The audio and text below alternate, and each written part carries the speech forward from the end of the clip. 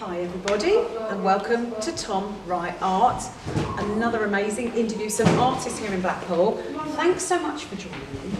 Got some great guests here this Saturday morning. We're in Revo Library in Blackpool and it's a pleasure to meet you both. So, Robert Haworth and Ayten Nightingale. Hello. Yeah, lovely to meet you. Thanks so much for the invite. We're going to have a lovely chat, talk about your art. Tom Wright Art, fantastic what we're doing here, promoting art in Blackpool, the north of England, FY postcodes, New York, LA, wherever we can find the art, we'll try and bring it to you.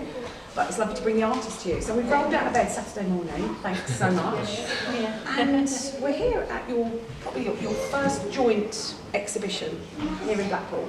So great art, loads of stories, need to get to know about you both. Have you known each other a long time? How did the idea come together to do your work? Well, we met Natalie first, and that's where we first met through quite a vast big art group. Yeah, Art Break Hotel. Yeah, in the Art Break Blackpool, Hotel. yeah. And then after that, Anton was basically sending me jobs and stuff. Yeah, through social media. Yeah, she said laugh out loud, you know, to have like a documentary done in our library with me, and I said, yeah, let's go for it. Yeah. She thought it was a job, we didn't expect it. He responded straight away because I wanted to collaborate with other artists. Yeah. And I was overwhelmed, so here we are today with our joint exhibition. So that's the Art Break Hotel in Blackpool. Yes. Wonderful owner, we know her very well, wonderful lady, Natalia Yunda, bringing lots of artists together in the community. So you've met through that, and then you've been on your journey, thought you'll do an exhibition. Yeah. You've got your pieces here today. Should we start with yourself, Ayten? You like portraits, you like people. I do, yes. What's the story with who you've got here, and how long is the exhibition on for as well? The exhibition is on for a month. Yeah. I'm what I would call myself a combat artist because I am art school trained. I went to Camberwell and Camberwell College of Art, Camberwell being one of the top colleges because I'm originally from London. Yeah. So I'm basically trying to get more, restart my art life again. Yeah. So I'm inspired by people, I'm inspired by colour, I'm inspired by culture. I'm Turkish Cypriot, so I've got that kind of heritage. Yeah. And I enjoy making tapestries, and tapestries are traditionally a kind of ethical culture. My mum used to make rugs, she used to knit rugs, and to be honest I was never interested in that, but when I went to art school I discovered rug making, I discovered painting, and I discovered tapestry weaving. I thought, oh, that's interesting. But you have come from a troubled background and you're very open about your life, so would you tell our audience about your life story and what brought you to this point today? Because you're very open and you really are inspiring. My life story when I was younger was like living on the streets, things like that. I got in with the wrong crowds. And don't forget to tell them out there because and then I came from all these wrong crowds that I was involved with, and basically with like art, I was always passionate with it, but I had a breakdown, and then it came into my life, and then since then I've developed my own skill and passion, and basically I want to be an example in the future, a role model, and I want to support and help other people so I can open their eyes that it's not all bad in the world too. No, I mean if you've had a breakdown and your mental health is affected, how open are you prepared to talk about well, it was when my mum died, and since then I was never the same, and I went through a lot of incriminating things when I was young. But then I went and got the right help, I went into the right forms of direction, and I just completely turned my life around for the best. So the pain of losing your wonderful mother just sent you over the edge? That was it, I felt it. I was in a car with a social worker, he said I've got some bad news, and then all of a sudden I just knew what it were, and then after that I got out of the car, ended up vandalising his car, but then after that I just collapsed. It was all quite bizarre. But then this painting of the butterfly up there that I did 10 years old, it never come back into my life until 22 years later, and I never picked a pencil up. But since then I've done art for 28 years, so it was basically where I was supposed to have left off. But I never had that chance. But as I got older, I put my past all behind me, and I looked forward into to the future what I'm doing, because it's a passion and I get really happy and emotional about it, and I can't stop drawing. Apart from drawing all over my living room walls and handprints on the ceilings. So out of that awful tragedy, what, I mean, when you look back from then to now, what has the journey sort of been like? I mean, what released you? This butterfly image, It's been like really strange, because it's been like in me, I've had awakenings.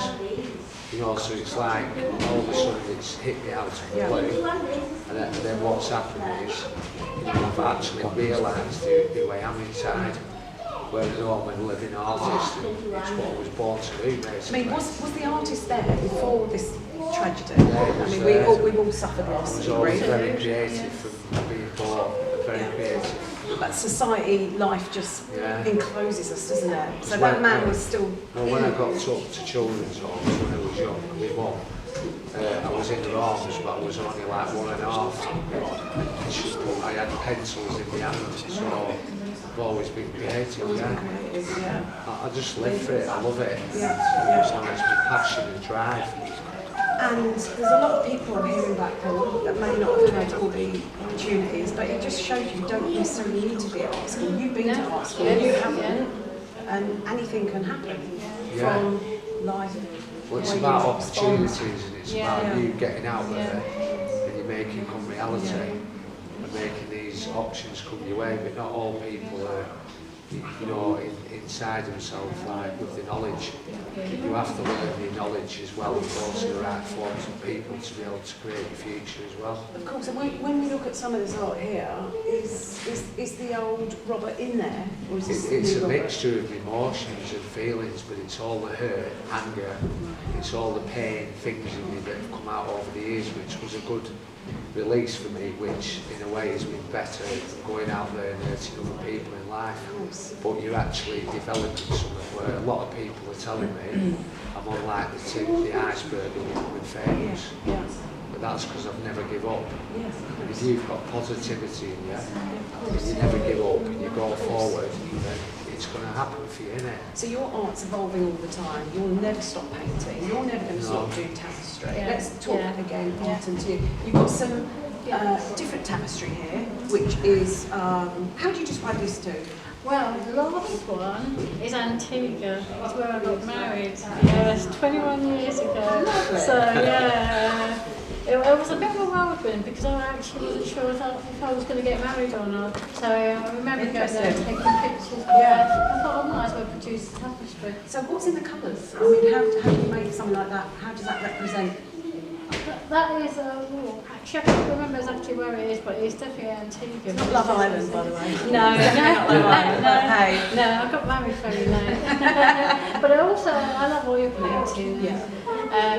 Oil painting takes a lot of time, and I'm sure Robert's aware of it, to dry, and it takes a lot of effort to put into it. But I do like strong colours. You make your own colours. Yeah, which is one of the reasons why I like collaborating with Robert, because I think, I look at his work, look at mine, and think, well, we both like colour, we both use this colour, and there's a connection.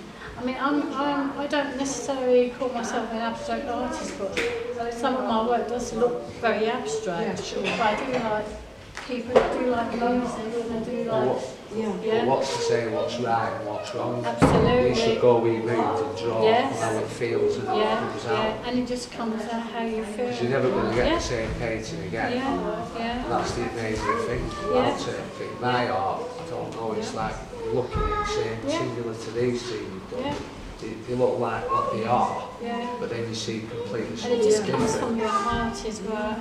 You mentioned the well-being thing, that's something I'm passionate about as well. As I work, I'm a former teacher, helping people gain their confidence, and we're in Blackpool, and there's a lot of people out of work, a lot of people feel depressed or stressed, etc., etc. And this is good therapy, and I think we do need more people to actually give people the opportunity, because anyone can pick up a pencil or photograph.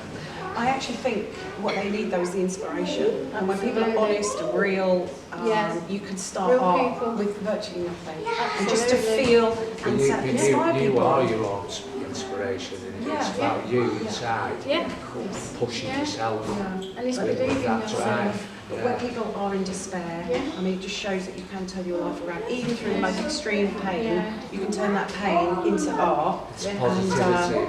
It's how you look at it. But people like yourselves help people who are listening and watching have that permission we to become start. an example and a role model, don't we, to other people, And that encouragement. which you know pushes them forward. So even a little thing like that, where we could bring them out from something that's so bad as well. When I studied art, I came from a working class family. I was brought up in Pembroke, which is also full of poverty and very much ruled by young youth gangland, and it still is. And I'm from South London as well, so I completely get it. But listen, we'll have to continue the conversation another time. Best of luck with all your amazing work. I know you'll be exhibiting, you're going global now, and Ayten will be here with you as well. And we look forward to more of your art, more stories, more chat, and more of Tom Wright art, bringing you the best art from Blackpool, caring about the community, lots of health and wellbeing, inspiration. Thank you so much. It's been a real pleasure this Saturday morning. Thank you. Take care, everyone. Thank you very much.